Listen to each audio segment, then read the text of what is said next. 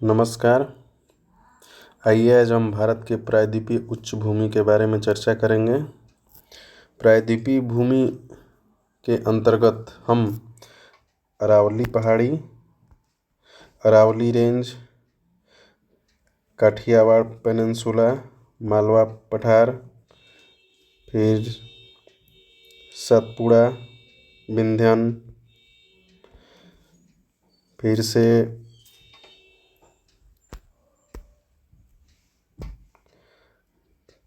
पश्चिमी घाट, पूर्वी घाट, कार्डमम पहाड़ियाँ और छोटा नागपुर पठार, छोटा नागपुर पठारी क्षेत्र, फिर मेघालय के पठार के बारे में चर्चा करेंगे। अगर आपको यह अच्छा लगे तो हमें सपोर्ट करें। आइए आगे शुरू करते हैं। प्रायद्वीपीय उच्च भूमि के अंतर्गत हम केंद्रीय उच्च भूमि के बारे में चर्चा करेंगे, जिसके अंतर्गत हम पहले अरावली के बारे में बात करेंगे।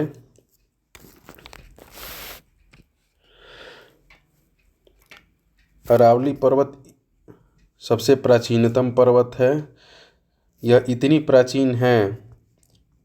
यह अरावली पर्वत इतनी प्राचीन है जब पृथ्वी पर इंसानों का नामो निशान तक नहीं था और डायनासोर भी नहीं थे। इस पहाड़ का निर्माण करोड़ों साल पहले पृथ्वी के टेक्टोनिक प्लेटों के टकराने से हुआ है और इसका निर्माण कैलिडोनियन पर्वत निर्माणकारी हलचल के द्वारा हुआ है।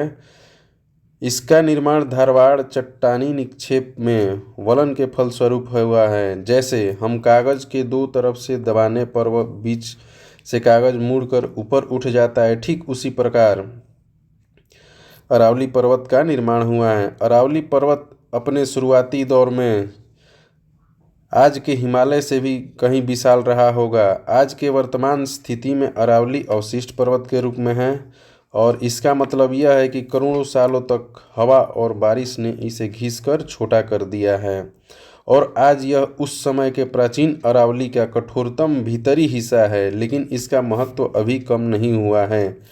गुजरात के पालनपुर से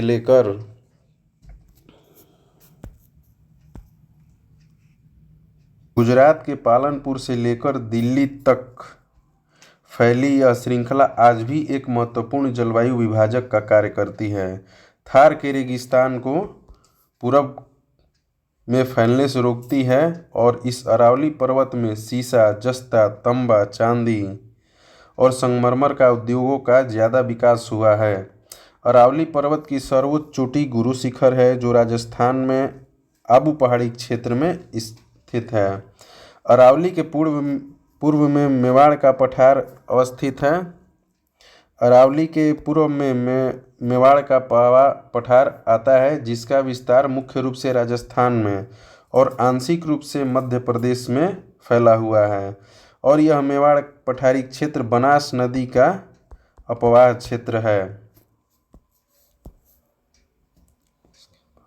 मालवा पठारी क्षेत्र के बारे में, जिसका विस्तार मुख्य रूप से मध्य प्रदेश में फैला हुआ है और इसका भी निर्माण ज्वालामुखी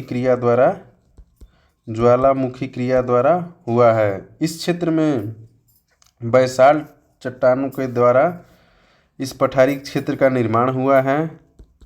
बैसाल्ट चट्टान द्वारा इसका निर्माण हुआ है और बैसाल्ट चट्टान के अपक्षयन के फलस्वरूप इस क्षेत्र में काली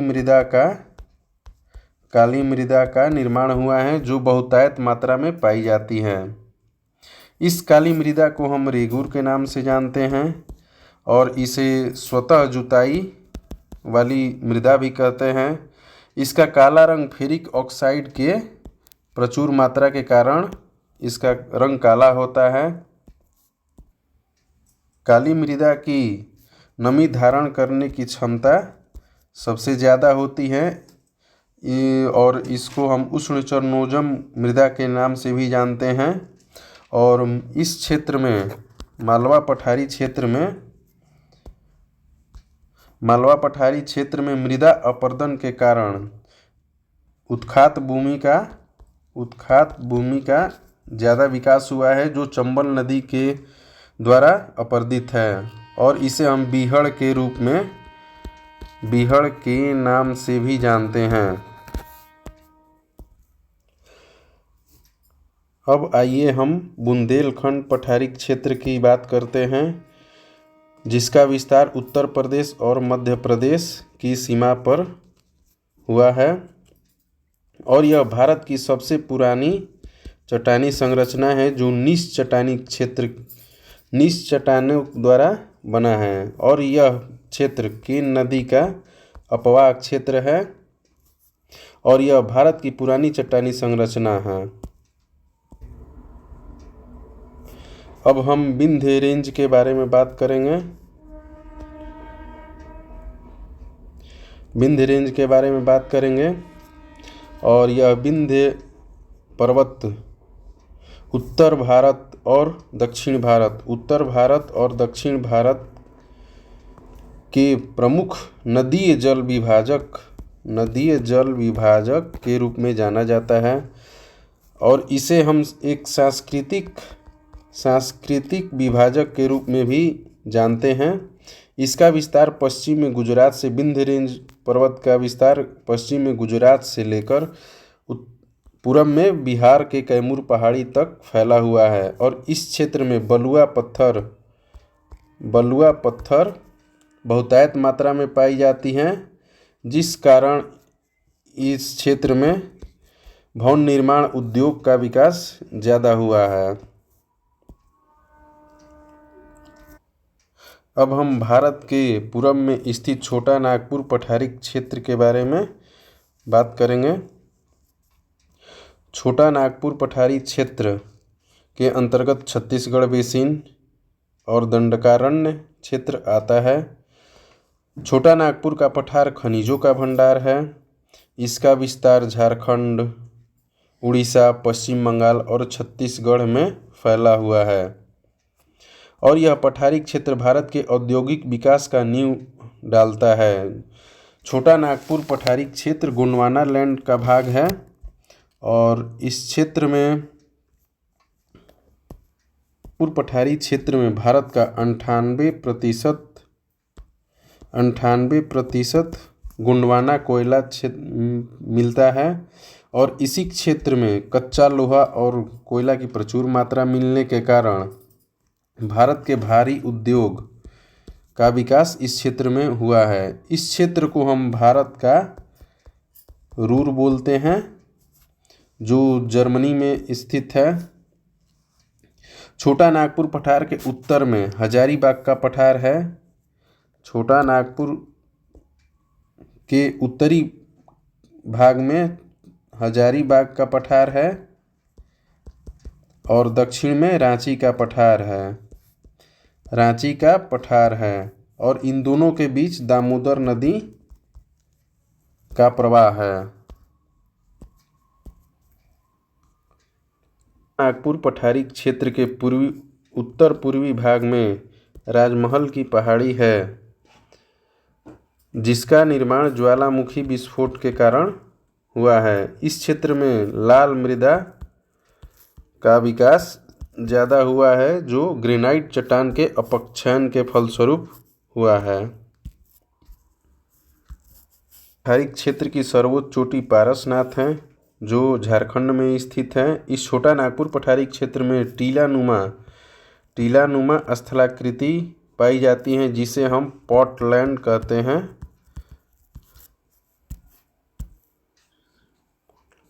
हम दंडकारण्य क्षेत्र के बारे में बात करेंगे जिसको हम बस्तर प्लेटू के नाम से भी जानते हैं, जिसका विस्तार छत्तीसगढ़ और तेलंगाना में हुआ है। यह पूर्वी पठार का सूखा क्षेत्र है। सूखा यानी दुर्गम क्षेत्र है और इस क्षेत्र में विरल जनसंख्या पाई जाती है। इस दंडकारण्य पठारी क्षेत्र में ही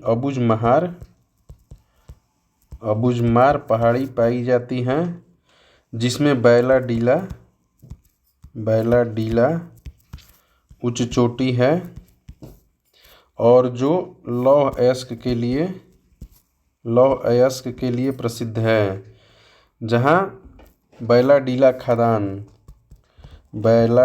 खदान स्थित है, जो भारत की सबसे बड़ी लौह यंत्रीकृत खान है और यह दंडकारण्य क्षेत्र में ही अवस्थित है।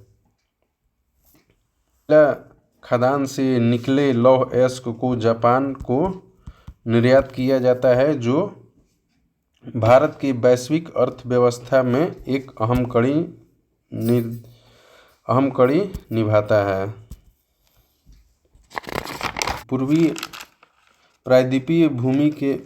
भारत की प्रायद्वीपीय भूमि के अंतर्गत पूर्वी पठारी क्षेत्र की बात करते हैं, जिसके अंतर्गत मेघालय का पठार, मिकिर पहाड़ी और कार्बी एंगलोंग पठारी क्षेत्र आता है। ये पठारी क्षेत्र प्रायद्वीपीय उच्च भूमि का ही भाग है। छोटा नागपुर पठार का उत्तर पूर्वी राजमहल पहाड़ी और मेघालय के पठार के गारो हिल्स के बीच में एक सैकड़ों किलोमीटर का गैप पाया जाता है, जिसे हम मालदा गैप के नाम से जानते हैं। गैप का निर्माण करोड़ों साल पहले छोटा नागपुर पठार के राजमहल पहाड़ी और मेघालय पठार के गारो हिल्स के बीच का भूभाग धंस जाने के कारण इसका निर्माण हुआ है और लंबे समय तक गंगा नदी और ब्रह्मपुत्र नदी के द्वारा लाए गए अवसादों के जमने से इस गैप का निर्माण हुआ है।